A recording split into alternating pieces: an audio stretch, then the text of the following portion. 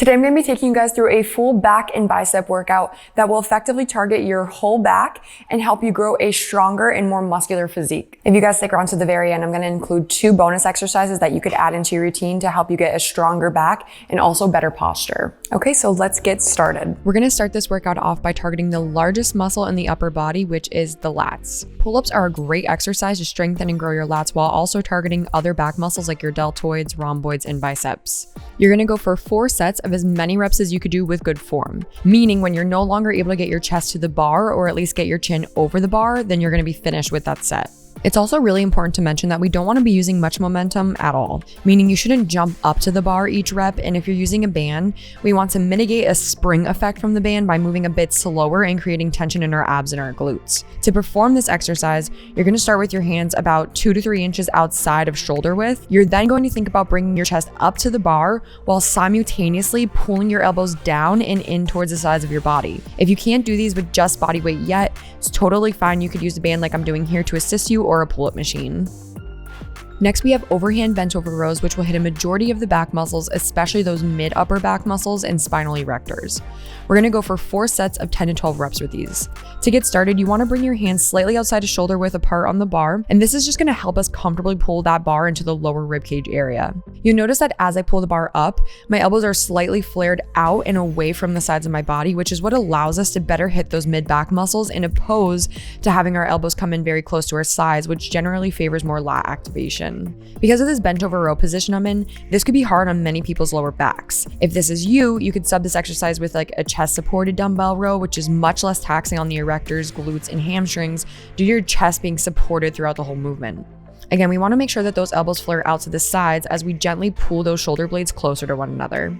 Next, we have our single arm lat pull downs, which as the name hints to is primarily focused on your lats again and with much more concentration than the pull-ups we did earlier. So for those, you're going to take a half kneeling stance with your knees down on the same side that you'll be pulling. As you pull your elbow into the bottom of your rib cage, you want to see that the cable and your forearm in a straight line just like this. I'm also making sure that my shoulder blades stay down, back, and away from my ears, and that the weight isn't so heavy that I have to rotate my whole body just to move it. Lastly, we're going to hit 3 to 4 sets of 15 full range of motion bicep curls plus 5 long length partial reps to hopefully bring us closer to failure and stimulate some bicep growth. For those full range of motion reps, we want to make sure that our elbows stay nice and close to our sides throughout the whole movement and that our arms are fully lengthened to stretch out those biceps. From there, we're going to pull the bar to the bottom of our chin. On the contrary, for our long length partial reps, we're going to be pulling the bar only about 50% of the way up. The reason we're adding in these partial reps is because we know there's a positive relationship between stretch in the muscle and hypertrophy. So accentuating the stretch position will 1, help us take advantage of that, and then 2, get us a little bit closer to failure.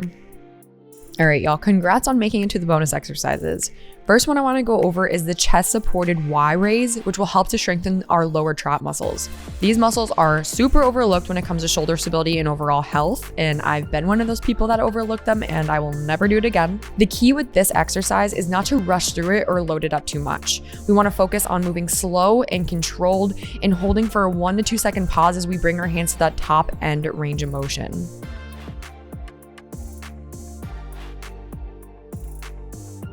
Lastly, we have our hip extensions. Even though we're primarily targeting our glutes and hamstrings with this movement, we are getting a little bit of engagement from our back erectors as well. I think it's really important to train hip extension because what I notice is that many people extend and flex their lower backs instead of doing this at their hips to create movement. And I feel like this oftentimes is what leads to that lower back pain or injury. With that in mind, make sure that as you do these, you're keeping your back flat and your chest up.